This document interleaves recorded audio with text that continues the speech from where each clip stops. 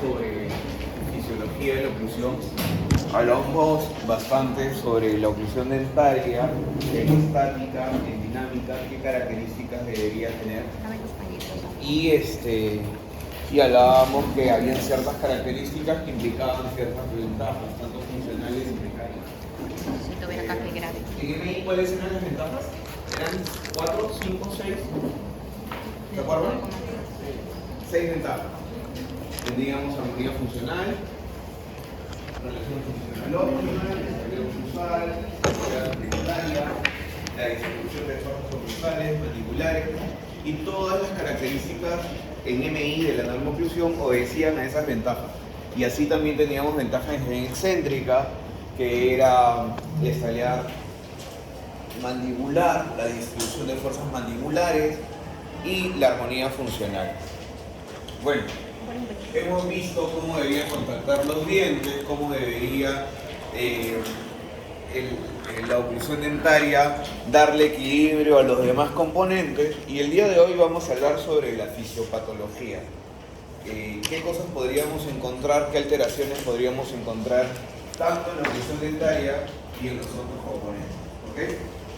Entonces, cuando hablemos de fisiopatología de la oclusión, hablamos de que la oclusión tiene ciertas alteraciones o trastornos que pueden hacer que el sistema cambie de un estado funcional a no funcional, o tenga un factor de riesgo a volverse funcional, no funcional. Quiere decir que todos nosotros podemos estar en un estado funcional, pero hay ciertas condiciones, ciertos trastornos o alteraciones que podrían hacer que pasemos al estado no funcional, o también llamado patológico. ¿Ok? Entonces vamos a evaluar la oclusión del sistema en dos aspectos: funcional o fisiológico, cuando evaluemos al paciente. En esa evaluación determinamos que todas las funciones del sistema, señor, ¿cómo está? Todas las funciones del sistema se pueden realizar, que no existen limitación o un disconfort en ellas. Entonces tendríamos claro qué funciones existen. Tenemos entre la masticación, deglución, hablar, sonreír, que son funciones del sistema. Si las puede hacer el paciente con normalidad, decimos que es funcional. De todas maneras que puede haber alguna limitación, algún disconfort, pero tendríamos que ver si estamos en una línea funcional o pasamos a no funcional. Entonces, para ello, hacemos el famoso diagnóstico llamado etiopatogénico. Un diagnóstico nosológico, etiopatogénico y genérico, ¿sí? Hay tres tipos de diagnósticos que vamos a hacer para determinar el estado de la oclusión. Entonces, fisiológico ideal sería que todos los componentes que vamos a evaluar se encuentren en óptimas condiciones, que todos los componentes del sistema estén súper bien. Y eso es algo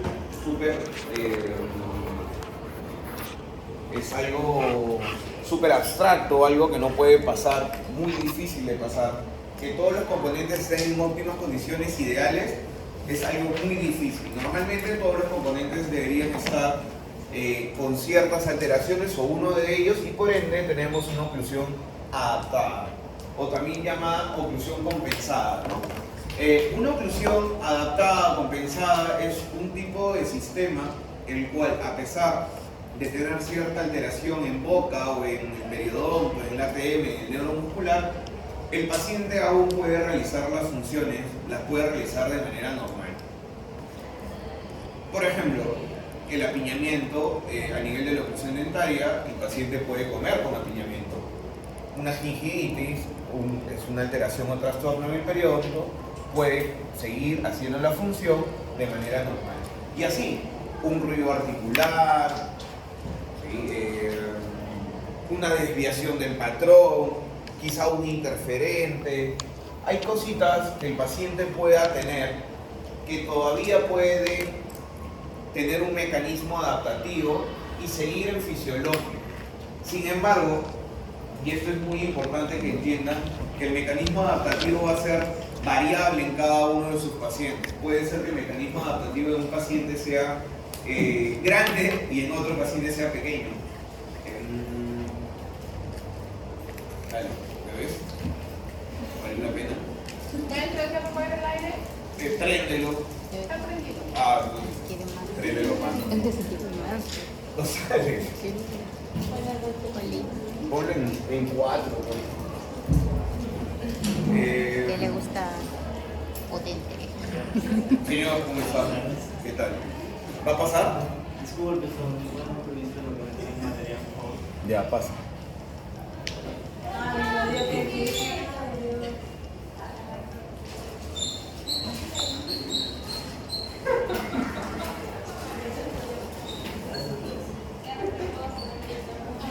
Es represor.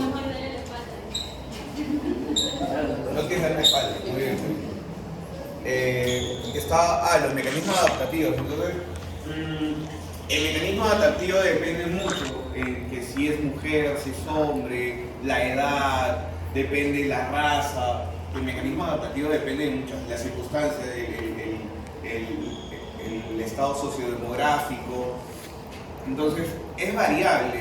No quiero decir que el paciente que tiene un interferente en tal sitio, entonces no se adapta. No, es más difícil de adaptarse, no es que no se adapta. Por ejemplo, yo en la clase pasada les decía que la pérdida de soporte posterior, una pérdida de soporte mayor a 4 pares es difícil de adaptarse, ¿cierto? Pero yo conozco muchos pacientes que siguen adaptados. Es más, hay muchos pacientes que pueden tener 4 pares oclusales y no tienen otros problemas a nivel de otros componentes, solo que su capacidad masticatoria se ha reducido, ¿no? Pero ellos acostumbrados a comer comida licuada siguen funcionando. Entonces, no podríamos guiarnos solo en una evaluación de lo que dice, sino de lo que vamos a encontrar o evaluar, ¿ok? Entonces, teniendo como premisa eso, para el análisis de la oclusión o análisis del sistema, ¿sí?, vamos a evaluarlo en 2 momentos, ¿ok? En un momento llamado diagnóstico presuntivo y en otro llamado diagnóstico definitivo. Quiere decir que el estado genérico o el estado del sistema, el estado de la oclusión, lo voy a evaluar en 2 momentos. En el momento presuntivo va a ser cuando yo le haga ciertas preguntas al paciente para poder determinar, sin todavía evaluar, un diagnóstico en la presunción, en mi imaginación, en una idea que pueda tener el paciente. Pero con esa idea no me voy a quedar. El paciente puede decir que todavía puede masticar, que no siente molestia, pero es importante evaluar la condición de cada componente para poder determinar un diagnóstico ya no presuntivo, sino definitivo. Y para el diagnóstico definitivo, una parte es la evaluación clínica y otras tenemos la evaluación o el diagnóstico fotográfico, el diagnóstico radiográfico o de imagenología, porque está dentro de la tomo, la radio, podría ser el análisis de modelos. Todos esos son exámenes auxiliares a nuestra evaluación clínica, ¿ok? Entonces, tras esa evaluación clínica, más lo que estoy colocando en la pizarra, yo voy a determinar como cirujano dentista en qué estado está el sistema de ese paciente. O sea, en qué estado está su oclusión. Todo este curso, las 16 semanas, se resumen en esto. Ustedes tienen que aprender a tener ciertas herramientas para poder determinar la oclusión, el estado funcional o el estado del sistema del paciente. Entonces, muchos por ahí pueden darse la idea que es funcional cuando funciona, no funcional cuando no funciona. Es que no es tan fácil. Es funcional cuando hay ausencia de dolor en la función y no funcional cuando tiene dolor. Esos son ciertos indicadores, pero lo importante es que a esto le sumes algo que está aquí al final, que se llama el signo deterioro en progreso. Un signo de deterioro en progreso significa algo que tú puedas observar que te dé la indicación a ti como profesional que el sistema se está deteriorando, está colapsando, el mecanismo adaptativo ya no está funcionando. Entonces, es ahí cuando mi paciente que tiene 4 pares oclusales, a pesar que le pregunte, ¿tienes dolor en la función? No. ¿Tus funciones son conservadas? Sí, como de todo. Te estás explicando cómo, ¿no? Pero igual, dices, la capacidad masticatoria ha reducido porque ya no come carne. Sí, pero ya me acostumbré. Confort, sí, me siento bien con mis 4 dientes, ¿no? Ausencia de signo de deterioro en progreso, es ahí donde tú dices, bueno, hay un deterioro del sistema. Yo palpo, veo que el reborde marginal se ha reabsorbido, que no hay una estabilidad, que no hay distribución de fuerzas. Comienzo a hacer un diagnóstico de cada componente y determino que no es fisiológico, sino patológico. ¿Ok? Por ende, el diagnóstico presuntivo y definitivo no necesariamente debe ser igual. ¿Entendieron esa parte? Cuando yo les pregunto, o cuando ustedes arman su caso clínico, no sé de oclusión, sino de clínica más adelante, siempre tratan de ajustar que el diagnóstico presuntivo sea igual al definitivo. Y no significa nada, solo significa que fuiste mucho más minucioso o pediste otros exámenes y determinaste que estás en un estado patológico. ¿Ok? ¿No se mueve así? Ese es el diagnóstico de tipo genérico. Entonces, como dije, el diagnóstico genérico van a haber 2 momentos. El diagnóstico genérico presuntivo y el diagnóstico genérico definitivo. ¿Sí? ¿Se entendió? Renzo, ¿tú entendiste? Algo. Porque si Renzo entendió, entendimos todo. Renzo, diagnóstico presuntivo, ¿cuándo? Ya, el próximo. En la anamnesis, ¿no? Durante la anamnesis hallamos el diagnóstico presuntivo y diagnóstico definitivo posterior a la evaluación de la condición de cada componente. Entonces el diagnóstico presuntivo estaría acá. Y luego de tomar toda la información, hacer tu set fotográfico, tu estudio de modelos, tu estudio radiográfico, terminar tu historia clínica, determinas un diagnóstico definitivo. ¿Ok?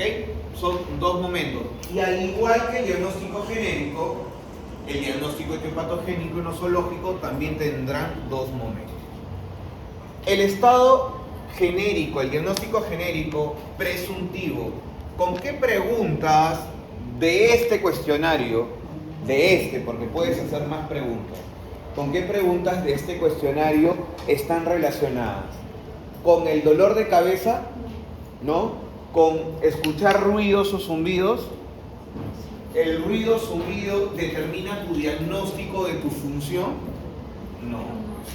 O sea, tú puedes escuchar ruidos y por eso, ruidos como cuando abres y comes, sientes chasquidos o crepitaciones.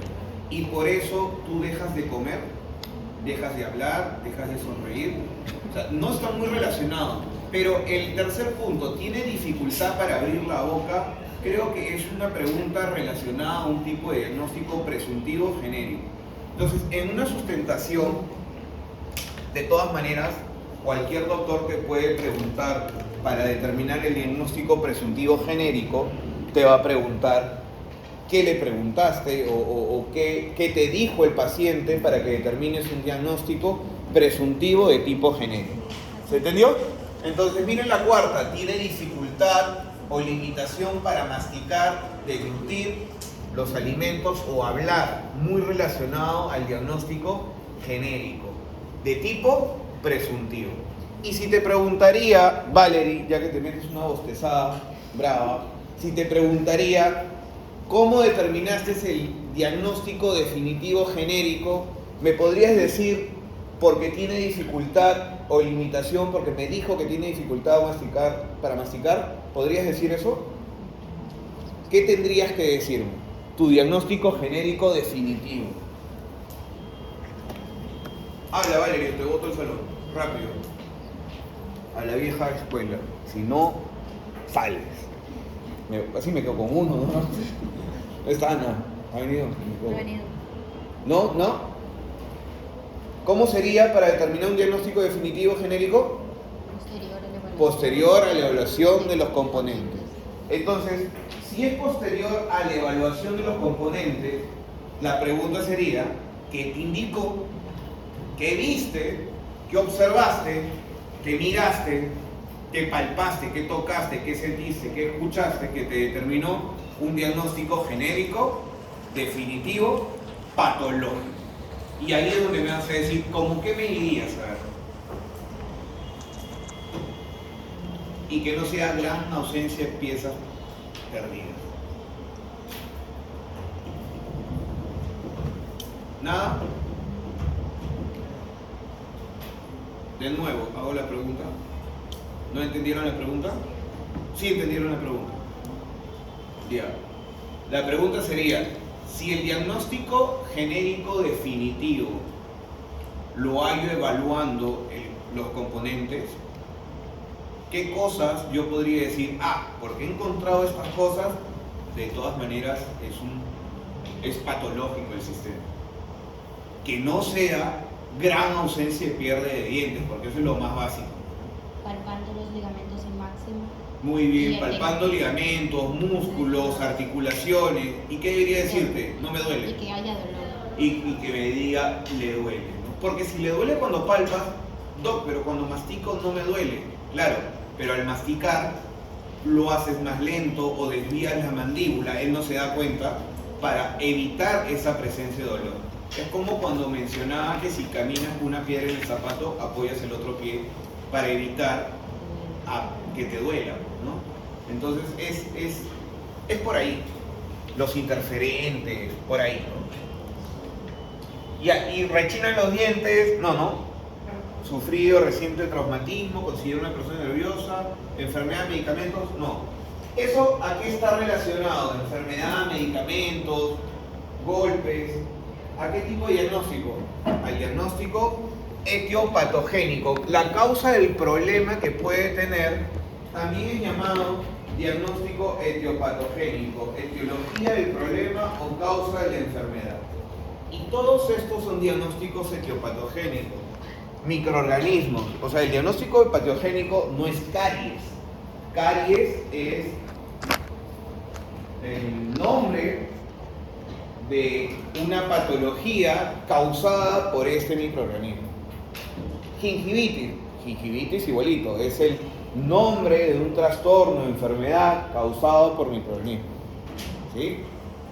Entonces, el día miércoles se está evaluando un paciente, está evaluando un caso clínico donde decía lo siguiente: diagnóstico nosológico. El diagnóstico nosológico va relacionado a qué problemas tiene, ¿no? Nombre de enfermedades, de patología, de trastorno.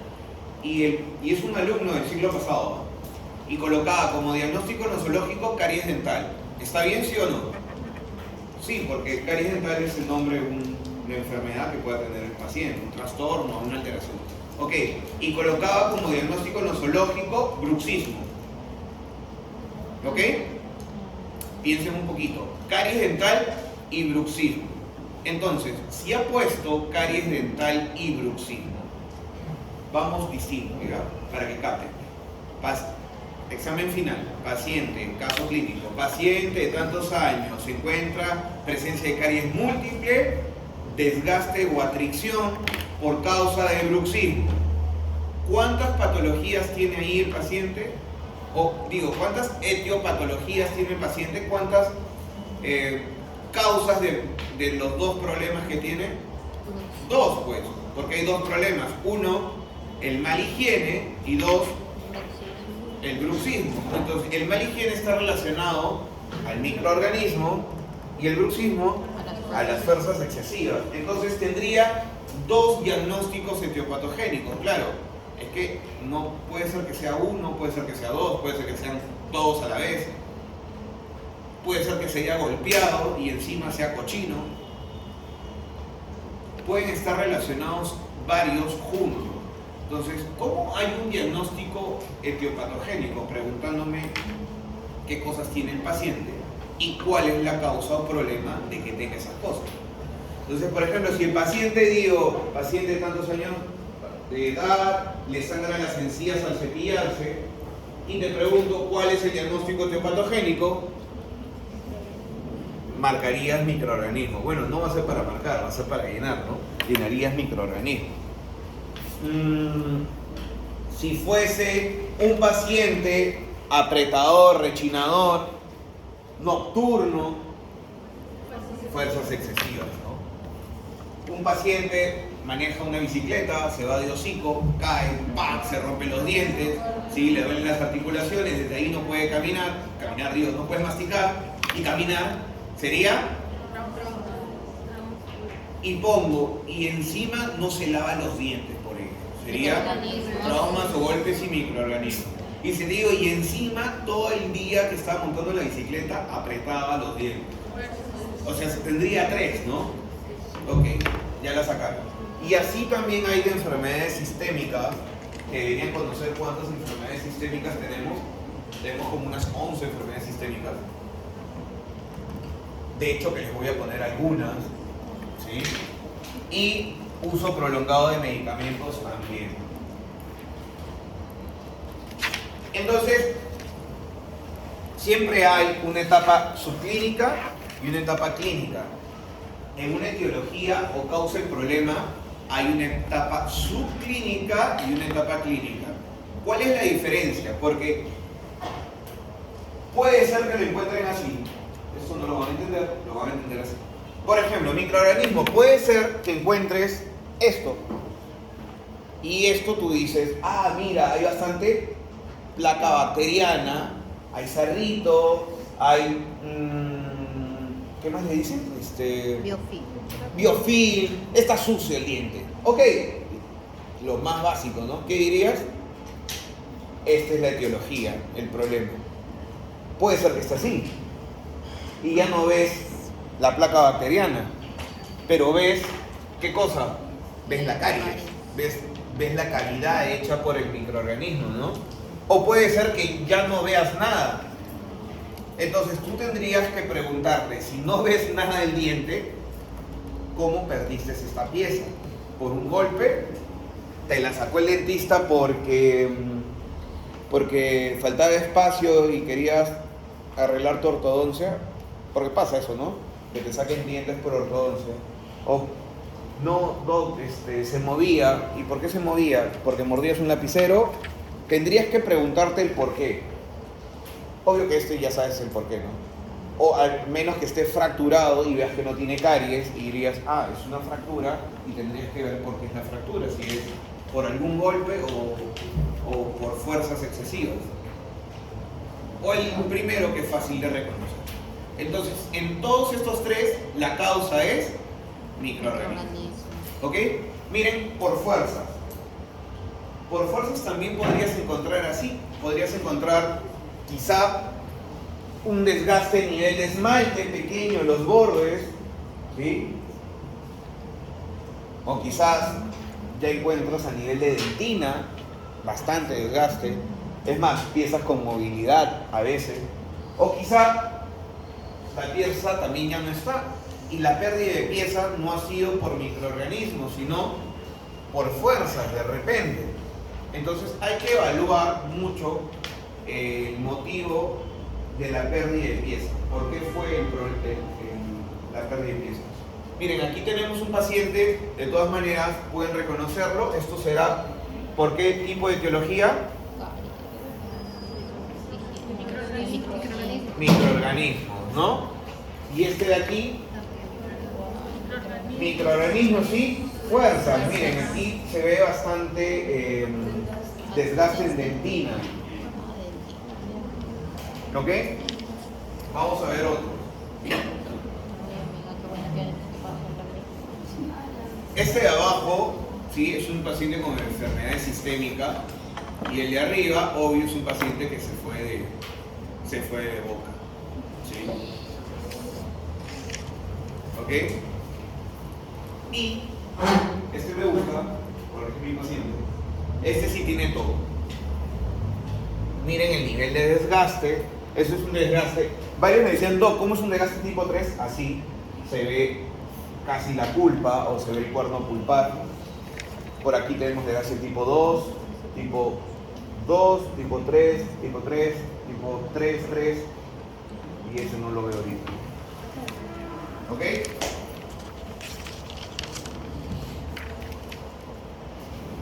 Entonces, esto es el diagnóstico etiopatogénico.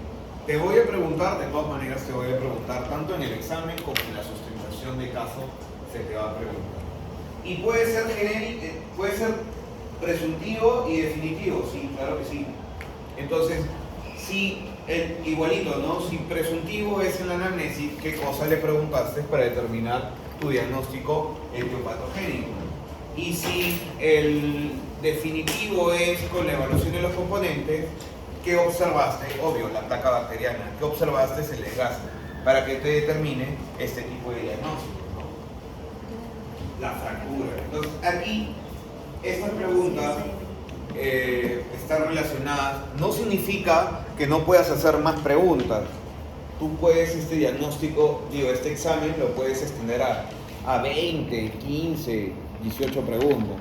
Mientras más preguntas, más exacto va a ser tu diagnóstico presuntivo de cualquier tipo,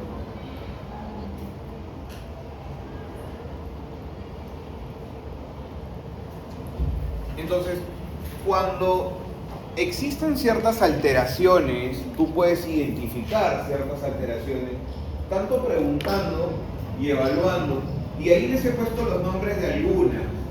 A nivel de la dentición, o llamado también al nivel de la superficie dentaria, claro que se puede generar una lesión cariosa que conocemos como caries dental, pero también se puede generar una lesión no cariosa.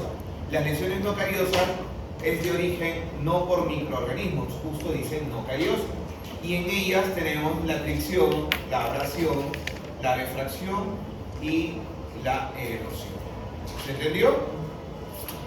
A nivel de la oclusión dentaria, y esto me importa bastante porque esto no lo van a volver a ver en otros cursos. Esto de repente lo vuelven a ver en dentística para poder restaurarlo, pero esto ya no. Eso supuestamente lo han entendido acá. Entonces, a nivel de la oclusión dentaria pueden encontrar la ausencia o pérdida de guía anterior. Eso es un diagnóstico muy común, ¿sí? Un trastorno muy común que puede tener el paciente. Puedes encontrar la ausencia o pérdida del soporte posterior. Puedes encontrar interferentes oclusales, tanto en excéntrica o céntrica. El interferente oclusal en céntrica, para que entiendan, es el contacto prematuro. O sea, que todos tenemos interferente oclusal en céntrica, sí. Lo importante es que nuestra discrepancia, que significa el deslizamiento, sea totalmente pequeña. Deme un segundo, por favor. Bob, ¿cómo está?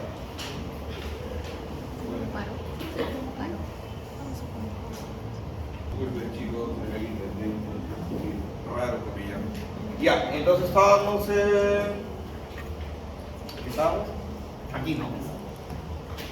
Ya, y otros trastornos en el periodonto o enfermedades pueden encontrar gingivitis, periodontitis, que se las enseñarán en el curso periodonto. Pero una que no se las van a enseñar es la que les voy a enseñar yo, que se llama trauma oclusal. El trauma oclusal es un trastorno del periodonto, pero causado trauma oclusal. ¿Por qué será causado? Por una mala fuerza a nivel oclusal. Entonces, cada vez que hay una mala distribución de fuerzas, puedes generar una lesión a nivel del periodonto, y eso se llama trauma oclusal. Vamos a ponerlo exagerando, ¿ya? Pierdo todas mis piezas de aquí y me queda solo una pieza. Obvio que esa pieza va a recibir mucha fuerza, ¿no? ¿Y qué pasará en su periodonto? Que normalmente es el amortiguador de fuerzas. Recibirá tanta fuerza que comenzará a lesionarse, a romperse. Y al romperse y lesionarse, la pieza comienza a moverse. ¿Se entendió? Bueno, eso es trauma oclusal. Cada vez que tengo una mala distribución de fuerzas y mi periodonto, a causa de ello, comienza a no se hizo fracturar, se puede decir a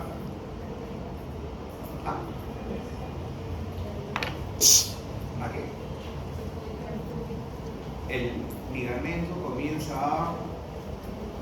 que me fue la palabra, pero el ligamento comienza ahorita. Ya, quieres ir escuchando y complementar. Ok. Puede ir lesionándose el periodonto, ¿no? Y puede ir rompiéndose el ligamento hasta desgarrándose y causa una movilidad. ¿Ok? Y esa movilidad, ese trauma oclusal puede intensificarse. ¿Cuándo crees que se puede intensificar? Cuando el paciente tenga una mala higiene, y por ende existen dos tipos de trauma oclusal: el primario en una boca sana y el secundario en una boca enferma. Eso lo vamos a ver en periodonto. Y también tenemos trastornos de la articulación temporomandibular, las famosas DTM o disfunciones temporomandibulares.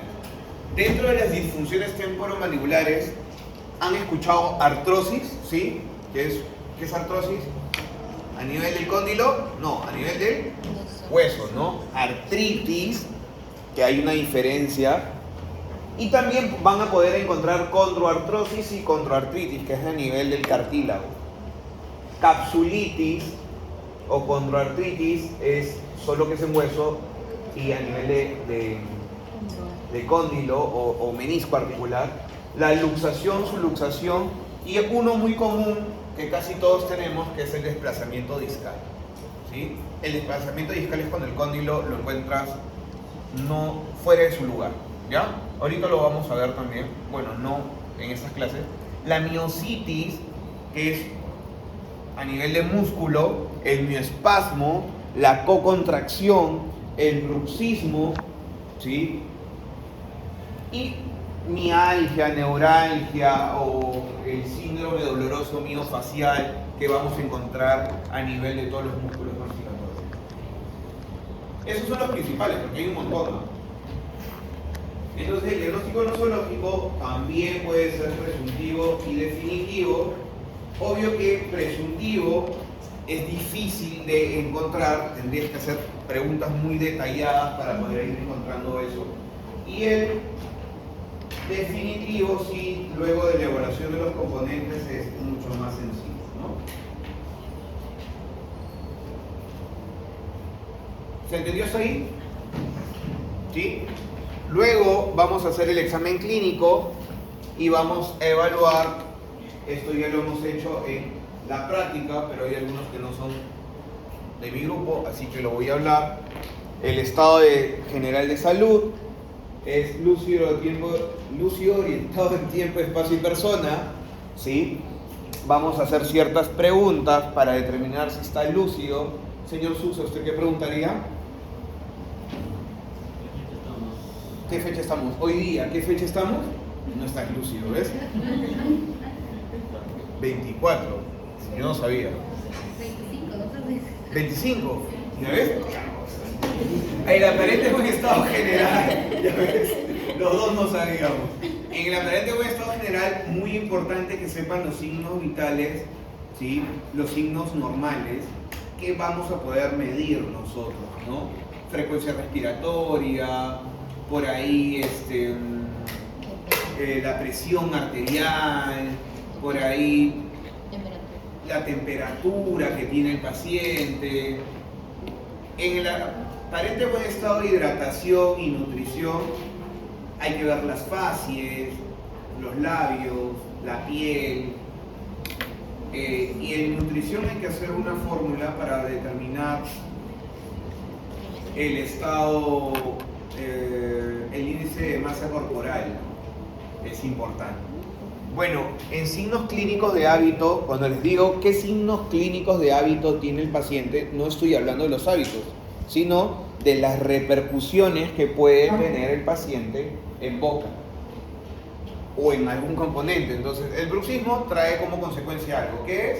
Hipertrofia de los músculos. Ya, pero la hipertrofia muscular del bruxismo no es bueno, sí es la consecuencia, discúlpame, pero no sé si lo expliqué. El bruxismo es una hiperactividad. El músculo que normalmente trabaja 100, ahora trabaja 1000. ¿Ok? Entonces, si yo trabajo 1000, comienzo a frotar los dientes. La consecuencia o el signo clínico sería el desgaste dentario. Y a nivel de otros componentes puede ser dolor muscular, dolor articular, recesión gingival. Esos son los clínicos, porque va a haber un capítulo de bruxismo que vamos a hablar. Esos son los signos clínicos de bruxismo. Pero la hipertrofia muscular es una subconsecuencia. ¿Qué quiere decir? Que si yo normalmente genero 100 de fuerza para masticar y tengo un tamaño de músculo 10 y quiero un músculo más grande porque genero más fuerza, por eso es hipertrofia. Es como, no sé si les mencioné, si yo voy al gimnasio y cargo una mancuerna de 50 kilos, no, ¿qué 50? De 20 kilos, yo digo, con este músculo está bien.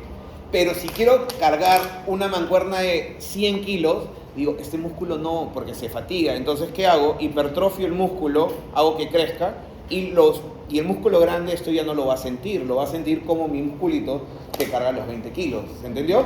Entonces, igualito a nivel masticatorio. Todos nuestros músculos tienen una capacidad de fuerza. Cuando pasa esa capacidad, el sistema se adapta y frente a eso emite una respuesta de adaptación que es la hipertrofia muscular. Pero no sería la consecuencia, sino subconsecuencia. ¿Ok? Bueno, van a hacer este análisis de postura porque la postura está muy relacionada a la maloclusión que puede tener el paciente, a un clase 3, a una mordida abierta, el análisis de simetría, de perfil, de biotipo y la competencia e incompetencia labial. ¿Ok? Vamos a hacer eso ahora. Entonces, acá tengo la mamá de un paciente que es ama de casa. En el cuestionario de salud, cuando van a presentar la foto principal del paciente, cosas importantes, ¿ya? Como ocupación, si es nerviosa, no me pongan todas las preguntas, solo lo que les llama la atención. Y casada, ¿no? Ama de casa y casada, imagínate, 4 hijos, esa mujer debe estar loca, 49 años, pobrecita. Entonces, obvio que el nivel de estrés es grande. Entonces, tras las preguntas han determinado un diagnóstico presuntivo genérico, ¿sí? Y la paciente refiere dificultad para masticar, por lo tanto es patológico o no funcional. También en etiopatogénico preguntamos si tiene pérdida de piezas, si tiene buena higiene, y parece que ha perdido piezas por mala higiene. Y también refiere que aprieta los dientes y es nervioso. Entonces tenemos dos diagnósticos etiopatogénicos, serían microorganismos, y acá está mal, no serían para funciones, serían fuerza. Podría decir para funciones también, en realidad. No importa. Nosológico, por la pérdida de piezas, presuntemos que tenía una pérdida de soporte posterior, y por apretar los dientes tiene bruxismo. ¿Se entiende? Entonces, luego de eso, viene este examen, el examen de postura. Y para el examen de postura vamos a trazar 4 planos. Obvio que esto lo van a hacer en la computadora. Ya no lo voy a explicar en la clase, va a ser de frente. Plano bipupilar, que tiene que ser paralelo o simétrico al plano óptico. Los dos planos tendrían que tener las mismas inclinación. ¿Ok? Plano escapular y el plano sacro, que también tendrían que tener la misma inclinación. Aparentemente tiene una buena postura. Ahí las fotos, este es obvio que este no es mi paciente, es uno que he tomado del ciclo antepasado, hace 2 ciclos. Entonces, en el análisis facial, las fotos están mal tomadas.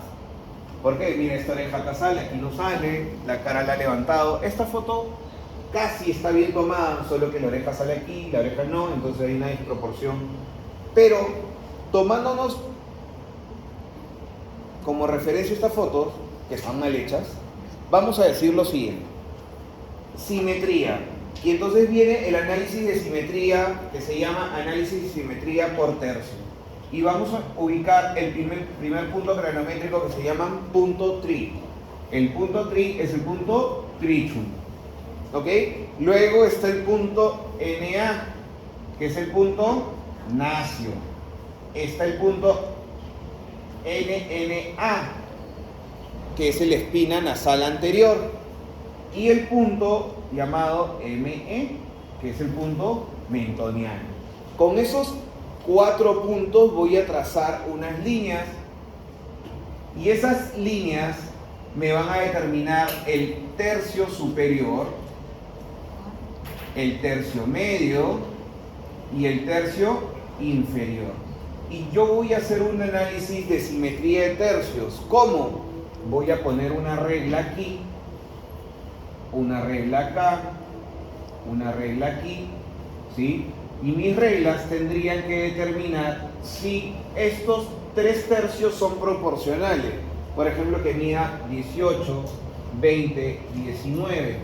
Quizá no coincide, pero la diferencia no es muy marcada, no es de más de 5 milímetros. Por lo tanto, digo, son proporcionales, son simétricos. ¿Se entendió? También puedo hacer un análisis de simetría de lados. Trazo una línea en la línea media y me refiero al lado derecho con el lado izquierdo y veo si esta simetría de este tercio con este son iguales, de este con este son iguales. Miren aquí, y en ese análisis yo podría ver que aquí con este podría haber una asimetría de este tercio con el de acá, el lado derecho con el lado izquierdo. Acá la ha tomado fea, pero se puede ver más esa asimetría que tiene el paciente en el tercio inferior de un lado. Puede ser que esa asimetría se dé por varios motivos. Uno es bruxar, otro es no tener dientes y masticar más por un lado, y así. Podrían ser golpes, etc. Tendríamos que ver a qué está relacionado. ¿Ok?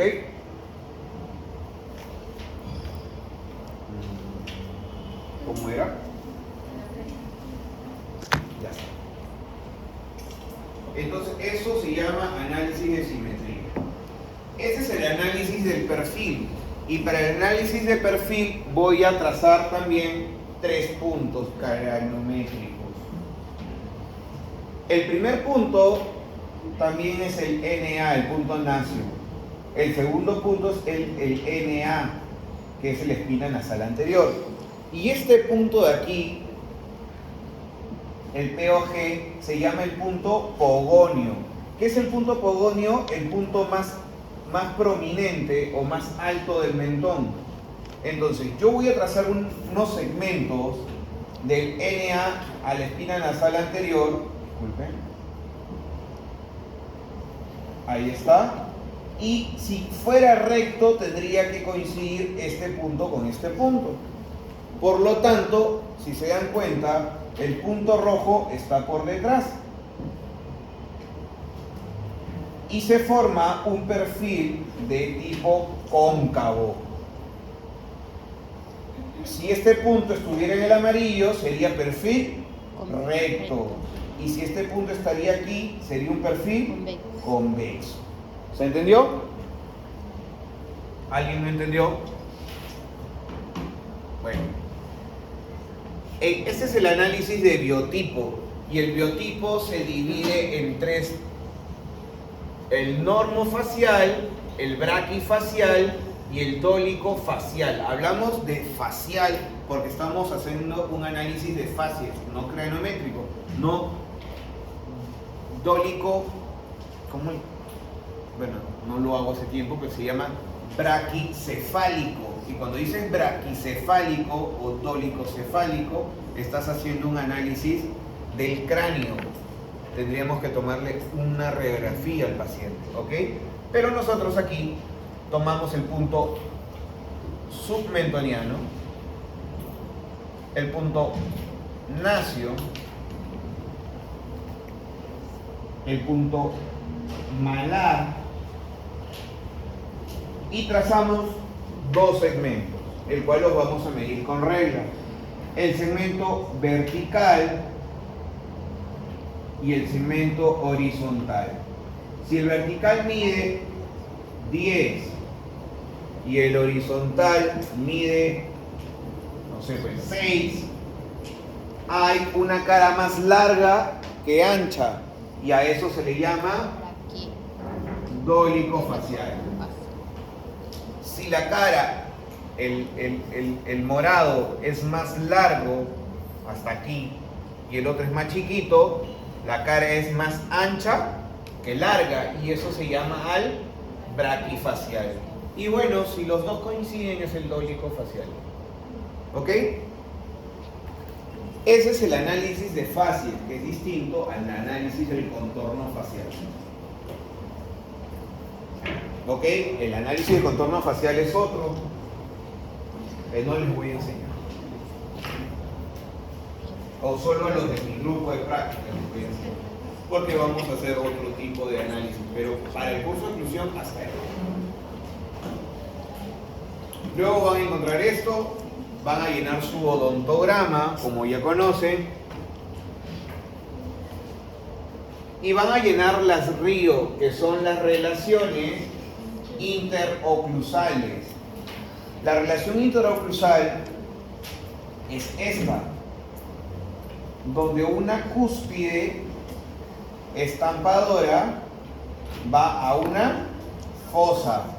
Algunos llenan la RIO así, cúspide estampadora, y ponen a fosa. Bueno, yo les he dicho que pongan así, MP significa mortero pilón, lo mismo. ¿Ok? Cualquiera de las dos es válida. Y cuando vean una cúspide con cúspide,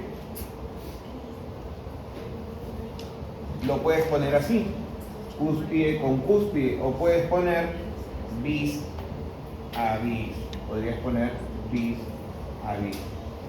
Obvio que una RIO es una relación interoclusal, por lo tanto, todo esto tendrías que tacharlo. ¿Por qué lo tachas? Porque los dientes anteriores no tienen cara oclusal. ¿Se entendió? Y así podrías establecer una RIO que quizás sea una mordida en tijera.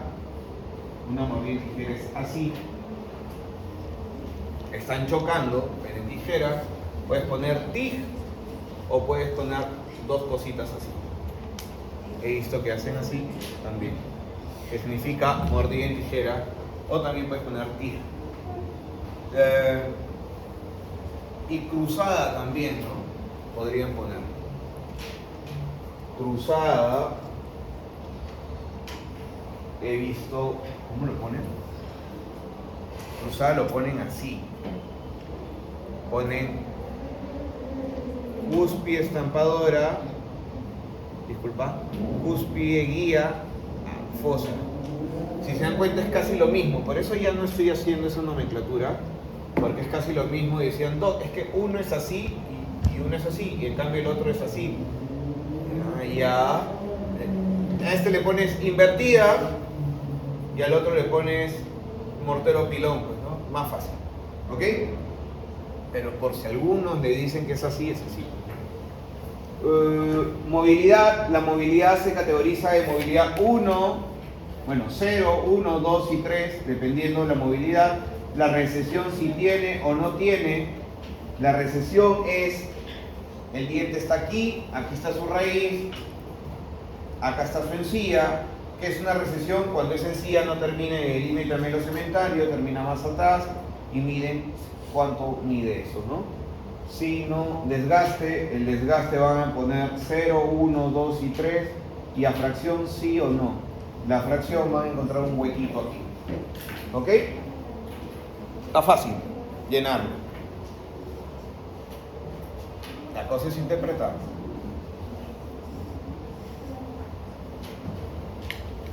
Bueno, van a abrir un cuadrito donde van a evaluar todas sus posiciones y comienzan. En esta posición van a evaluar,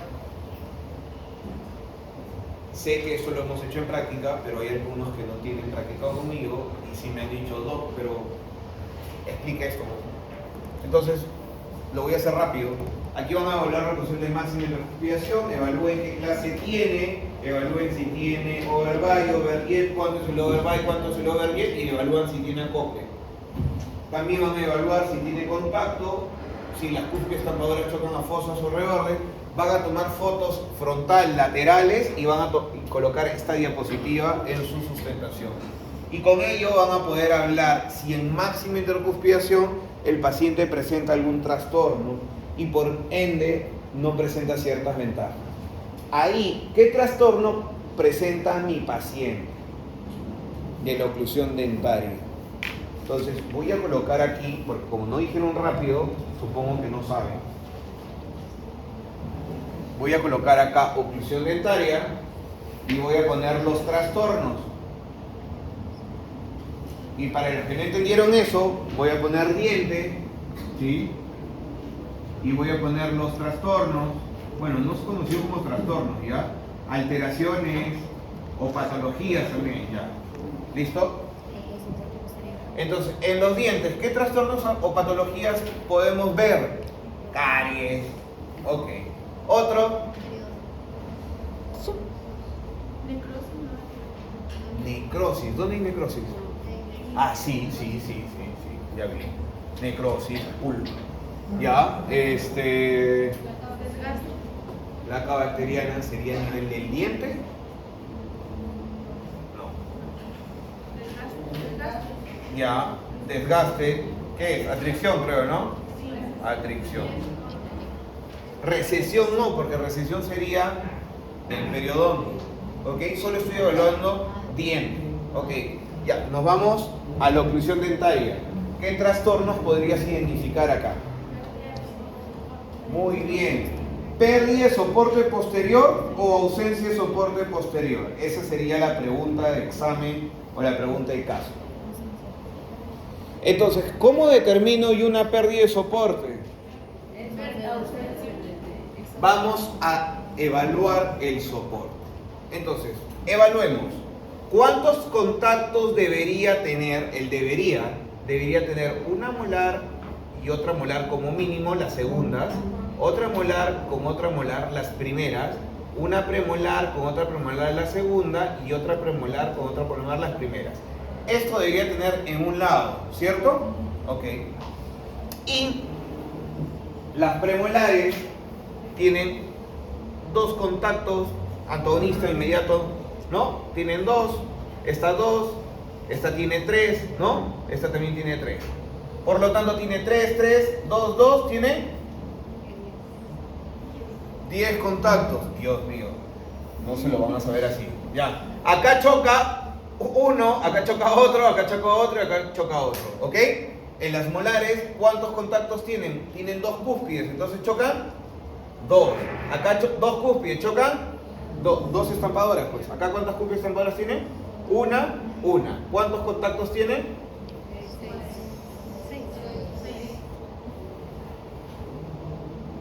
Ya. Ahora sí. Esta molar, sus dos cúspides estampadoras, ¿cuáles son? Esta es una. ¿Cuántas están chocando? Una. Ya, ponemos una. Esta premolar, ¿está chocando con fosa? Pero está chocando. Entonces tiene otro contacto. Un contacto aquí y otro contacto aquí. Tiene 2 de 6 de un lado. Vamos al otro lado. El otro lado no tiene ni uno. Esta no choca con nada, esta no choca con nada y esta no choca con nada. O sí, creo que choca con esta. Ya, vamos a poner que choca. 1. Entonces, deberías tener 6 de un lado y 6 del otro lado, pero tienes 2 de un lado y 1 de un lado. ¿Consideras que es una ausencia o una pérdida de soporte? Todavía para los... Por eso, digan a su mamá, si sale embarazada de nuevo, que tome ácido fólico. Aquí hay un gran problema. Pérdida de soporte posterior. Si yo tengo 10 soles de dinero y me roban 5, tengo ausencia de dinero, menos 5, me queda 5, ¿no? Ahí estoy enseñando a Rafael a sumar y a restar. De 10 me quitan 5, ¿cuánto me quedan? 5. Por lo tanto, ¿todavía tengo dinero? ¿Tengo ausencia de dinero o he perdido dinero? Entonces, ¿tengo pérdida del soporte o todavía, o sea, he perdido mi soporte y todavía tengo algo de soporte o considero que ya no hay soporte? Entonces, yo preguntaría, ¿cómo establezco? Entonces voy a poner una mesa, ¿sí? Acá le pongo 1, 2, 3, 4, 5, 6 patas, 1, 2, 3, 4, 5, 6 patas. ¿Ok? Y acá pongo una mesa y tengo una pata y una pata así. Eso, si me apoyo acá, ¿tendré soporte? Si me apoyo acá, bueno, acá sí tiene una, ¿no? Y la otra está acá.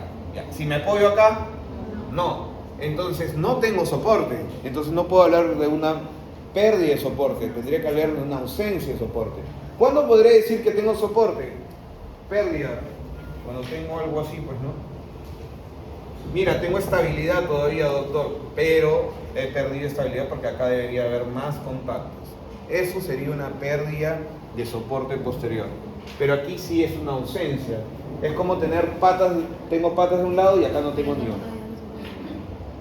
¿Se entendió? Ok. ¿Qué otro trastorno puedo identificar ahí? En MI puedo identificar la I anterior.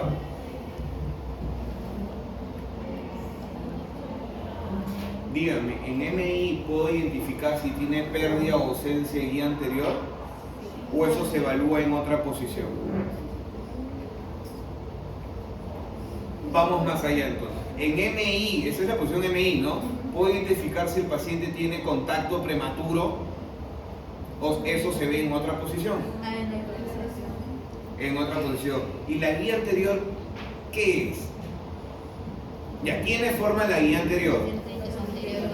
Los incisivos anteriores y los caninos. ¿Y cuando yo evalúo o miro si el paciente tiene guía incisiva?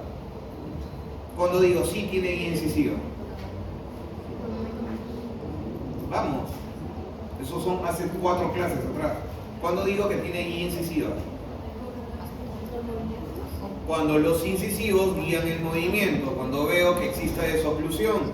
Entonces, ahí yo evalúo la guía incisiva o la evalúo en protruida. Ya. Están desesperando, ¿ah? En MI evalúo, entonces, ¿qué evalúo en el MI? El plano de la oclusión, los contactos interoclusales interproximales, la relación posterior y la relación anterior. Cualquiera de esas va a ser una pregunta. ¿Cuál es la relación anterior? ¿Cuál es la relación posterior? ¿Y qué ventajas me dan? Yo tengo relación funcional óptima, tendré estabilidad dentaria. ¿Qué dientes no tienen estabilidad? Tendré estabilidad oclusal, tendré distribución de fuerzas, tanto oclusales y mandibulares. Entonces, teniendo eso en cuenta, dime qué es lo que ha perdido. ¿Tengo estabilidad oclusal? ¿Sí o no? No. ¿Tengo distribución de fuerzas oclusales? No. ¿Cómo sabes que no tengo estabilidad oclusal? Por la ausencia de piezas anteriores. ¿Cómo sé que no tengo distribución de fuerzas mandibulares?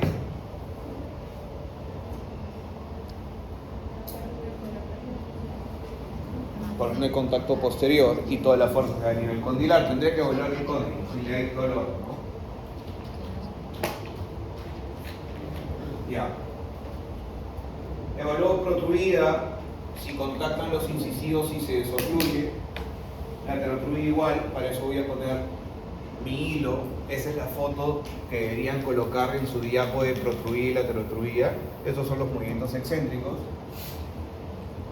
Les dije que tienen que subir su diapo de su exposición, todos, ¿ah? Sea el grupo que sea, la tienen que subir a la plataforma. ¿Les dije o no? Ya, tienen que subir su expo a la plataforma en PDF, ¿ok? ¿Ah? Su caso lo suben a la plataforma, o sea, su aula virtual es. Ya, aquí, protruida, miren, choque el incisivo con el lateral, ¿eso está bien? ¿O no? ¿Qué debería chocar? Canino, solo incisivos, ¿sí? Aquí en canino sí choca canino con canino, y aquí el otro choca canino con lateral. ¿Eso está bien? ¿Qué podría pasar con ese lateral? Podría desgastarse o vestibularizarse, hay que ver si, y podría tener estos movimientos, ¿no? Hay que ver si ha pasado eso. Van a medir en la relación canina, incisiva, la relación interoclusal en trabajo o no trabajo, si hay desoclusión y no hay desoclusión. Van a medir la estabilidad mandibular y distribución de fuerzas. Y luego, retruida de contacto, que van a evaluar si el paciente tiene oclusión habitual o oclusión céntrica, que ya es tema de hace 2 clases. ¿Ok? Y con eso hacen un análisis de todos los componentes y determinan la condición de cada componente. Y les he puesto un gráfico y de color verde van a determinar si es óptimo la oclusión dentaria, y si tiene alguna alteración la pondrán más pegadita. Esto es lo peor, más pegadita aquí es lo mejor. Entonces, ¿dónde vas a colocar tu oclusión dentaria que tiene tu paciente? Este cuadro es básico para que entiendan todos los componentes, ¿no? Obvio que la oclusión dentaria óptima es cuando tienes características de la normoclusión, todas. Periodonto óptimo cuando tienes unas características de un periodonto sano. ATM y neuromuscular óptimo cuando tienes características de un ATM y neuromuscular sano. Entonces, ¿cuándo es un periodonto enfermo, un ATM enfermo, un neuromuscular alterado? Es cuando tienen las del amarillo o rojo. El periodonto alterado puede ser de 2 tipos: periodonto de inserción o de protección.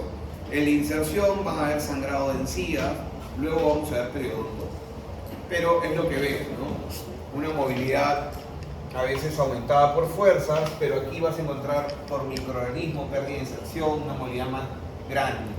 En ATM puedes encontrar alteración del patrón de movimiento, que no sea recto, que el patrón no sea recto tanto en protrusión, laterotrusión, en apertura y cierre, cuando hicimos el análisis de dinámica mandibular en práctica, y con dolor o con una limitación de la apertura, en ambos será no óptimo de favorar. Entonces, todo lo que ves en rojo hace que tu función pueda ser limitada, puedes determinar que tu función tiene un problema. ¿Ok? Entonces, lo que vemos aquí son características de una oclusión dentaria ideal. Si se dan cuenta, estas son las características en MI, qué condiciones tiene, las ventajas, y por lo tanto me puede dar una oclusión mutuamente protegida si las características en excéntrica con estas ventajas son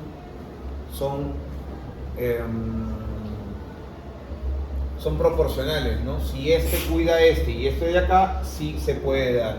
Y si se dan cuenta, si existen las 3 oclusiones, tengo la oclusión mutuamente compartida. Y también puedo tener oclusión céntrica en RC. Todo esto sería lo ideal, pero no lo van a encontrar. Lo que van a encontrar es esto de acá. Eso es lo que van a encontrar, ¿ok? Alteraciones. ¿Qué alteraciones puedes encontrar en la oclusión dentaria? Desde un clase 2 incisiva hasta un interferente oclusal. Desde una pérdida de soporte hasta una ausencia de guía, ¿sí? Desde un interferente oclusal en excéntrica hasta una discrepancia oclusal. Todo esto puedes encontrar en una oclusión dentaria alterada. Obvio, si el anterior, esto es recontra obvio, igual lo voy a decir, si que exista desoclusión, que tenga guía anterior, me da armonía funcional, distribución de fuerzas y estabilidad. El no tener eso, ¿cuál es la desventaja? Tener una mala armonía funcional, una mala distribución de fuerzas, una mala o falta de estabilidad mandibular y como consecuencia una falta de guía anterior o una pérdida de la guía. ¿Ok? Eso hay que relacionar. Hasta ahí estamos ya concluyendo con fisiopatología. Entonces la oclusión dentaria tiene ciertas alteraciones que pueden ser difíciles de adaptarse, como las que vemos en la pizarra. ¿Cuáles son las difíciles de adaptarse? Las que tienen la mala distribución y la estabilidad que están involucradas, tanto la falta de estabilidad y la mala distribución de forma.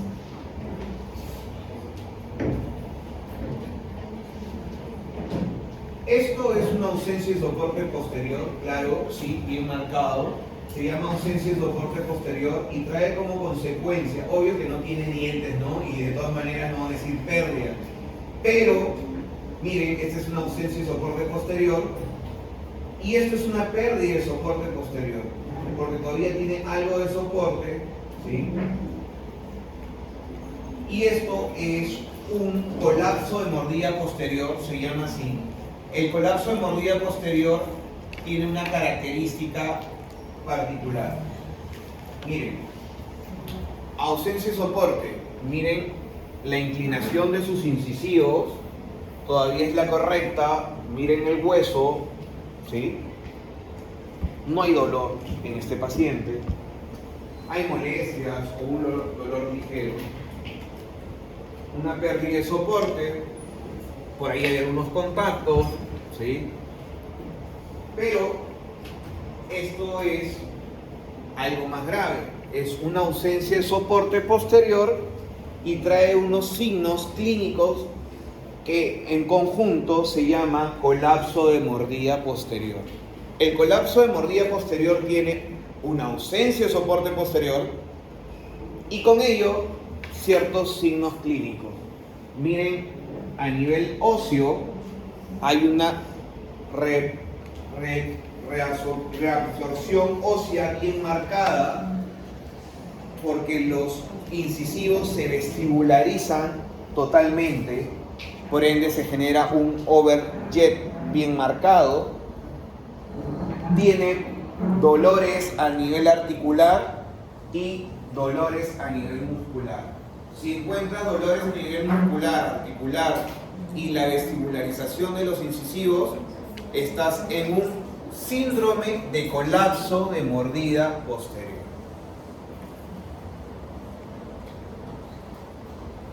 Aquí encontramos en este paciente algo que se llama el interferente oclusal excéntrica y discrepancia oclusal. El que tenemos todos tenemos ese trastorno, se llama interferente oclusal excéntrica. El interferente oclusal excéntrica, más conocido como contacto prematuro, y la discrepancia oclusal, más conocida como deslizamiento excéntrica, lo tenemos casi todos. Y eso se puede medir, porque mientras sea mayor es mucho más difícil de adaptarse, es mucho más malo ese trastorno. Por ejemplo, aquí, si se dan cuenta, en MI las líneas coinciden, el paciente se va a RC y hay una discrepancia, una diferencia entre esas dos líneas. Si yo hago una proyección de una línea con otra, hago la proyección de esa línea, voy a poder evaluar cuánto es lo que difiere de una y otra. Eso se llama discrepancia. ¿Cuánto es este valor? Si ese valor de amarillo es menor a 2 milímetros, es una situación fácil de acomodarse y adaptarse, por ende pasa desapercibido. ¿Y cuando no pasa desapercibido? Cuando sea mayor a 2 milímetros, es una discrepancia amplia, la cual va a traer otros trastornos a nivel de la articulación. Por acá tenemos, miren, ese contacto, acá lo ven, ese es el contacto prematuro o también llamado interferente oclusal excéntrica, y cuando desliza y muerde hay una discrepancia. Y si se dan cuenta, miren, desde RCMI esta discrepancia va a ser más grande que la otra, ¿no? Si trazamos aquí una línea, se van a poder dar cuenta. Acá está en MI y trazamos una línea así, y cuando hacemos en ¿cómo se llama? En RC, esa línea está aquí y la otra línea está acá. Y si tú mides la diferencia de esta línea con esa línea, ahí hay más de 2 milímetros. Y a eso se le llama discrepancia amplia. ¿Ok?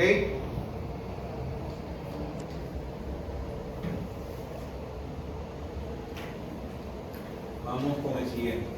Este caso tenemos que se llama interferente oclusal en excéntrica. El interferente oclusal en excéntrica es el contacto que se da en el lado de trabajo, no trabajo o en protruida. Ese contacto que no deja pasar el hilo se llama interferente oclusal en excéntrica. ¿Cuándo voy a considerar como interferente? Cuando no deja o interfiere que el incisivo o el canino guíe el movimiento. Por ejemplo, en este caso, esta es una protruida. Miren, los incisivos guían el movimiento o atrás hace que evite el movimiento de incisivo con incisivo. Atrás está evitando, por ende se considera un interferente oclusal. ¿Se entendió? Ese sí estaba fácil.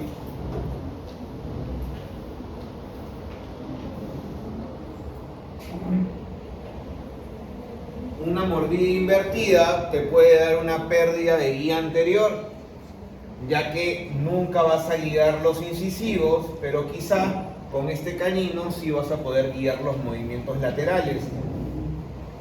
Pero por estos incisivos tienes una pérdida de guía anterior. ¿Cuándo tengo una pérdida y cuándo tengo una ausencia? Cuando tengo aún una de las dos guías. Cuando tengo la guía incisiva y no la canina, tengo pérdida de guía. Cuando me faltan las dos guías, tendré una ausencia de guía anterior. Esto se llama deglución atípica. Cuando tu lengua contacta en los bordes incisales, genera una mordida abierta. Cada vez que tú deglutes, pones tu lengua entre los incisivos y generas una mordida abierta. Esto es muy común. Generas una mordida abierta anterior. Y aquí sí, ni los incisivos ni los caninos van a guiar el movimiento, tienes una ausencia de guía anterior.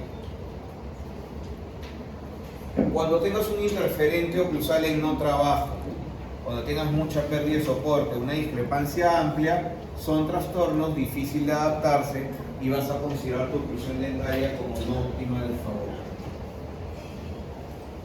¿Sí? Aquí la oclusión ideal que sería la normoclusión, acá con trastorno fácil de adaptarse y por ende los tres que he mencionado estarían acá. ¿Ok? Estas son algunas alteraciones en la superficie de los dientes. Esto es una abefracción, bien marcada, obvio, es una abefracción grande, pueden ser a veces pequeñas. Acá tenemos una tricción, acá tenemos una abrasión con erosión marcadas todavía. ¿Ok?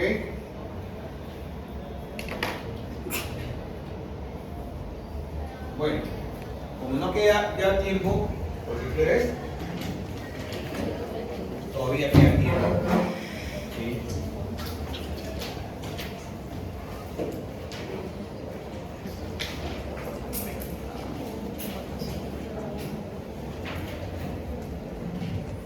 Así tiene que presentar su caso clínico para ir armando. Pongan los datos más sobresalientes de su paciente. En este caso, la señora tiene 42 años, de edad, sexo femenino, antecedentes de cirugía ortognática, refiere cansancio durante la masticación, quiere mejorar su tema estético, no se siente confort con su sonrisa, signos y sintomatología de ruidos crepitantes al abrir y cerrar sin de ruido, siente que tiene asimetría, sufre de dolores frecuentes de cabeza y refiere ser nerviosa. Diagnóstico etiopatogénico. Vamos. Siguiente signo, ¿verdad? Diagnóstico etiopatogénico. ¿Sería? Fuerza, pues, fuerzas excesivas. Uno. Otro. ¿Microorganismos sería? ¿Hay algo que diga microorganismos ahí? No.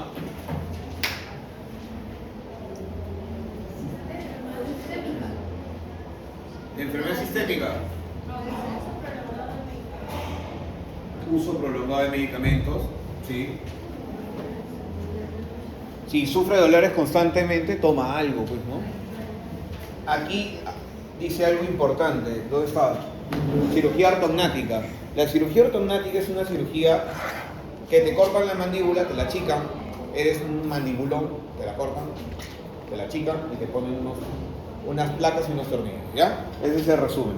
Quiere decir que esa señora, antes de que yo la coja, antes que yo la evalúe, ¿sí? Era una... Sonó mal. Antes que yo evalúe a la señora, era una clase 3. Y ella llega ya a mi consulta siendo clase 1. Todavía parece un clase 3. ¿Sí? Y su odontólogo, su gran odontólogo, le hizo eso. Unas coronas, a mi gusto, muy blancas, ¿sí? Con una anatomía cuestionable, ¿sí? Pero ella dice algo importante, me decía de que eso le duró unos años y que luego se comenzó a desprender y le comenzó a doler. Lo que sucede es que su odontólogo evaluó solo MI, es la verdad, solo evaluó MI, no evaluó otras posiciones. Miren, una defracción, ahora sí vamos a ver más cosas. Una porcelana, dice que había pagado, ahí se me iluminaron los ojos, yo he pagado como 6.000 soles. Y como vienen para arreglárselo, 6.000 soles solo en dientes, en coronas, y había pagado unos 24.000 en la ortognática. Dije, esta se me saca para. Entonces, miren sus coronas, están totalmente rotas, fracturadas. Y ese desprendimiento de la porcelana es el motivo de este curso.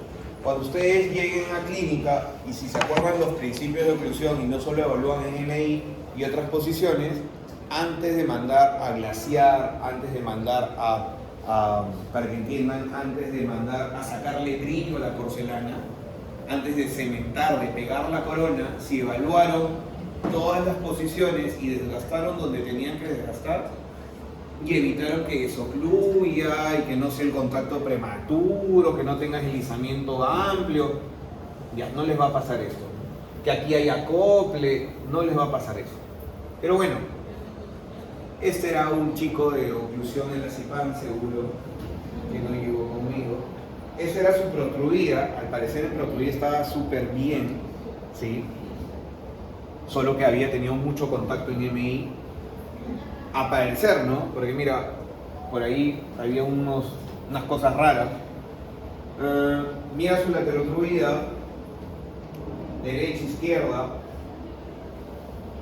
En la laterotruida derecha-izquierda tienes desoclusión, en una no, tienes contactos acompañantes, acompañan el movimiento del canino, aquí, ¿sí? Acompañan el movimiento, desocluye trabajo, no trabajo. Dije, entonces no hay problema. Y como le dolía tanto, dije, hay un interferente, pero no encontraba el interferente. Y por lo tanto, como es difícil encontrar el interferente oclusal en céntrica, o sea, el contacto prematuro y verlo clínicamente, le tomé unos modelos de estudio, para eso usé un JIP de Lucía, para desprogramarlas 4 días, al quinto la cité. Hice el montaje en RC, quité el jig de Lucía, si se dan cuenta está abierto porque acá venía el jig, ¿sí? Quité el jig y se ve este contacto de acá. Ese contacto era el que le dolía el cóndilo derecho. Entonces, tenía 2 opciones.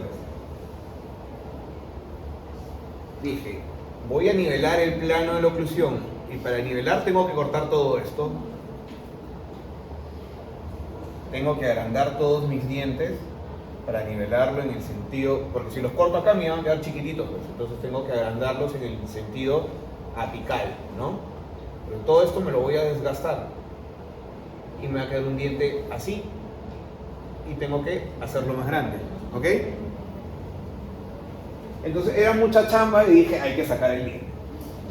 era lo más fácil sacar el diente, porque si se dan cuenta el diente de atrás no chocaba con nada y más que me obstaculizaba todo mi tratamiento. Entonces se planificó extraer, es parte de lo que ustedes van a hablar también, de lo que van a planificar, van a buscar qué van a planificar en su caso clínico. Acá tengo una alteración de la curva de Wilson bien marcada, esto se llama inclinación del plano de la oclusión hacia el lado izquierdo, y esta inclinación hace de que todo esté chocando de un lado y el otro no, y va a traer problemas pues, a nivel condilar. Entonces la única forma de solucionarle el dolor del cóndilo era quitarle el diente y nivelar el plano de la oclusión. Pero para nivelar el plano de oclusión y que este sea el mismo tamaño de este, hay dos opciones. O agrandas el diente y se va a ver un super diente grande, o achicas todo este lado y por ende tengo que recuperar hacia la encía todo ese espacio. Le tomamos la placa, esos puntos blancos son los tornillos de la ortognática. Eso lo que ven ahí ya lo verán en fija y dirán si está bien o está mal. Normalmente el perno, esta es la endodoncia, el espigo debería seguir el endodoncia, este se fue para otro lado y este de aquí hay un proceso. Bueno, se volvió a hacer todo. Se quitó el perno, se quitó las coronas. Pero antes se hizo la evaluación de la oclusión. Entonces, objetivo de tratamiento, que es parte de lo que van a colocar, es control de microorganismos y solucionar, ¿sí?, las secuelas de ese proceso. Para ello, ¿qué quieren hacer? Restablecer la estabilidad dentaria, o sea, darle los contactos interoclusales y proximales faltantes, ¿sí?, la estabilidad oclusal, ponerle piezas posteriores, distribuir las fuerzas oclusales con las piezas posteriores y las relaciones dentarias funcionales, volverle a darle guía láser incisiva, canina y molar. Y por último, recuperar la estética dentofacial. En el análisis de simetría, este es un análisis de simetría de quinto, no se les ha enseñado. A mi grupo de práctica creo que sí le he enseñado, ¿no? Ya les enseñé el sábado. Estamos trazando un análisis de simetría y podemos ver que la línea simétrica facial no coincide con la línea simétrica dental. Eso es lo primero, ¿no? Lo más obvio. Y que todo se está tirando para un lado, no hay proporción, algo que se llama la proporción áurea, no existe. Si podemos ver ahí, trazamos la curva de sonrisa y creo que el canino coincidía un poquito y de ahí nada coincidía, ¿sí? Entonces tendríamos que alargar los dientes hasta este sentido, pero también los cenit no coincidían. Los cenit son la terminación a nivel dentaria. Si te das cuenta, acá es como si saltara, volviera a saltar, ¿no? Y todos deberían estar, los dos caninos a un mismo nivel, los dos incisivos a un mismo nivel, los dos laterales a un mismo nivel. Por decirlo así, ¿no? Tendríamos que, el diente tendría que ser así, y así, y este diente tendría que ser así, y así, ¿no? ¿Cómo haces eso? Y aquí tendrías que poner el lateral, y acá tendrías que poner el canino, y el lateral, y aquí el canino, ¿no? Entonces, se decidió botar todo y volverlo a hacer. Se tomaron los modelos de estudio, ustedes van a tomar modelos de estudio y van a hacer el encerado. Esto sí es parte de lo que van a hacer en su caso clínico. Sus pacientes van a venir como la señora y ustedes van a restablecer la oclusión. Van a restablecer la oclusión. Van a devolverle al paciente todo lo que ha perdido y lo van a volver de manera óptima. No solo en MI, también van a ponerlo en protruida y laterotruida. El plano de la oclusión ya está al mismo nivel, si se dan cuenta. Anterior necesitaba ortodoncia para alinear estas cositas. Se me salió del presupuesto porque si se dan cuenta, ¿cuántos dientes va a tener que hacer? Acá nada más tiene 6 carillas, tiene 3 coronas, 4 coronas, un implante, 2 implantes, 2 coronas, una incrusta, una corona y una resina. Entonces creo que se le va a salir el presupuesto a la señora, ¿no? Va a vender su riñón, si quería quedar bien, ¿no? Lo primero que hicimos es convencerla. Ahí está, protruía la carotruía. ¿Y cómo la convencía? Si tiene dolor, le quito el dolor. Entonces, le quité todas las coronas, todas las coronas se las quité, las rompimos. Las voy a traer la siguiente clase, hazme acordar alguien que me va a acordar para hacer las fotos de cómo corten las coronas. Y esto con un sol, no sé si sigue estando un sol. ¿El acrílico cuándo está la bolsita? Un sol, ¿no? O 2. Ya, con 2 soles se hizo eso. Con 2 soles, miren, se restableció el plano de la oclusión. Con 2 soles dimos totalmente.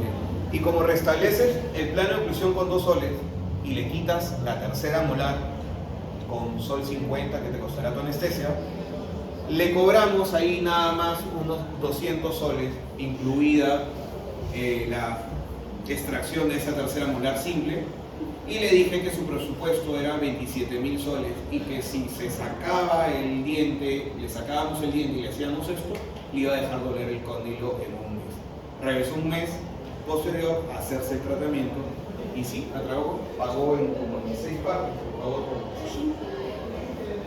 La tía ya estaba con su plan de oclusión correcto, ya no tenía dolor, pero seguía teniendo esto feo. Entonces ahí venía el plan de tratamiento que costaba caro. Comencé a cortar, a hacer todo lo que se llama una gingivectomía, hacer un alargamiento de corona clínica que van a aprender en periodoncia, hacer un tallado que van a aprender en prótesis fija, que me voy a tratar de meter el próximo ciclo para enseñar. Vamos a... Sí, para que me haga de nuevo, señor Sucre. Vamos a tallar el diente en una terminación totalmente infragingival, la cual podamos meter unas coronas. Y con esta cirugía periodontal pudimos alinear los espigos, hacerlos más delgados y hacer que las líneas coincidan, ¿no? Hazme acordar para traer, porque nadie nunca me hace acordar. Hicimos injerto de encía, colocamos totalmente provisionales, y estos provisionales se dejan 6 meses. Es más, colocamos implantes inmediatos con los provisionales durante 6 meses. Obvio que el perfil cambia. Todo esto tiene que llenarse del mismo tejido, con injertos. Y así vamos cambiando, ¿sí? Hazme acordar para seguir trayendo todo. Hasta ahí ya se ha avanzado bastante. Mira, ya está el injerto de encía, todo hasta ahí. Hazme acordar para traer ya en porcelana, ya cementado. Yo tengo todo el caso, pero nunca me hacen acordar. Tienen que traer, le mostré esto porque tienen que traer su encerado y su paciente. Van a traer este paciente así, sus fotos del paciente así, sus fotos de su modelo así y el encerado así. Esas son las 3 cosas que tienen que hacer, ¿sí? Los que son de mi grupo, los que no son de mi grupo, hagan lo que quieran, que la profesora les está diciendo. Los que son de mi grupo van a hacer 3 cosas. Toma de fotos del paciente, obvio que con su historia clínica. Toma de fotos del modelo. También le voy a decir a las doctoras que hagan esto, para que sea todo simultáneo. No, mentira, ustedes saben lo que quieren. Y finalmente, el encerado. El encerado, en mi grupo, estoy diciendo en mi grupo, el encerado va a tener un puntaje adicional al caso clínico, ¿sí? Que lo voy a considerar no en el caso clínico, sino lo voy a considerar ¿dónde? En el promedio del 35% para ayudarnos a seguir subiendo su número. ¿Ok? Las fotos, la historia clínica, los modelos bien hechos, todo eso sí es el caso clínico. ¿Quiere decir que haces un montaje mal? Desde ahí, tu caso clínico lo tiro al tacho. ¿Sí? Si haces una historia clínica mal, si haces la historia clínica mal, lo que vas a hablar va a estar mal, pues, ¿no? Si las fotos las tomas mal, no voy a poder hacer muchas preguntas, entonces las tomo mal. No, porque voy a comenzar a preguntarte supuestos. Por ejemplo, tú me dices, aquí choca, doctor. Pero yo no veo que choca nada, porque no tomo nada. Y te diría, ya, vamos a hacer un supuesto. ¿Qué pasaría si no chocara? En cambio, si tú me traes lo que tiene tu paciente y hablas de ello, solo voy a conversar de eso y no te voy a poner otros casos o supuestos. ¿Se entendió? Entonces, ¿qué va a hacer mi grupo? Va a hacer 3 cosas. La primera, para esta semana todos me van a traer ya a su modelo, sus modelos de estudio. Los voy a pedir montados en RC. ¿No? ¿Todavía? Ya, para la siguiente. Para esta semana los modelos. Para esta semana, ¿quieren traer al paciente y tomarle acá? No, ¿seguro? ¿Seguro que no quieren tomarlo conmigo y tomar las fotos conmigo y armar el caso conmigo? Ya. Entonces, van a hacer el caso no conmigo. Conmigo van a hacer el paciente de trabajo. Van a traer el paciente de trabajo.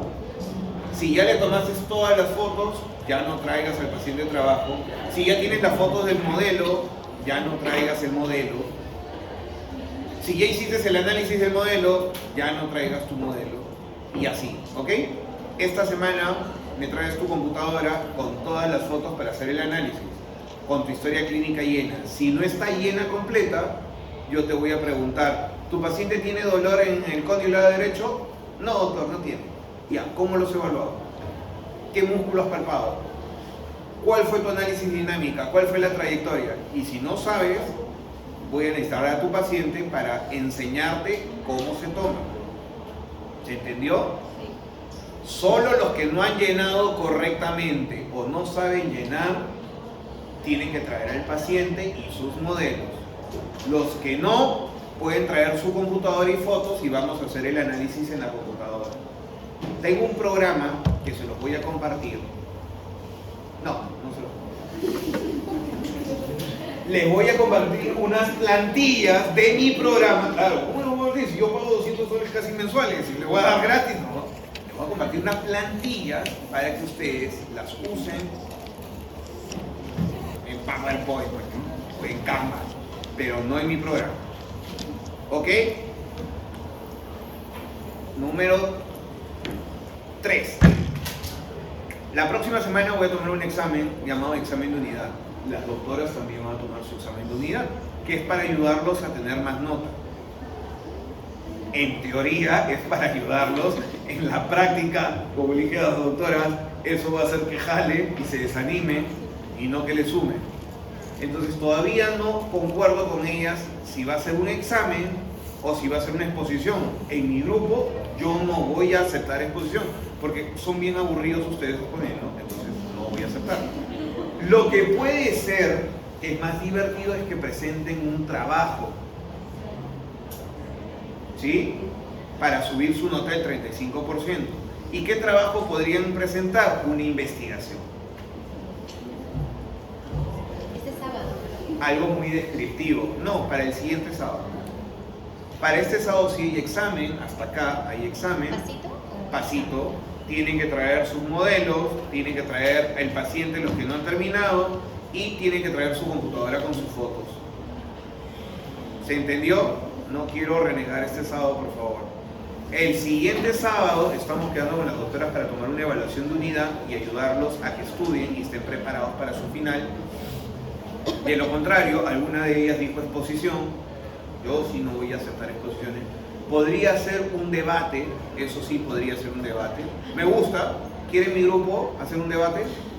¿Que sea oral? ¿No? ¿Cómo es el oral?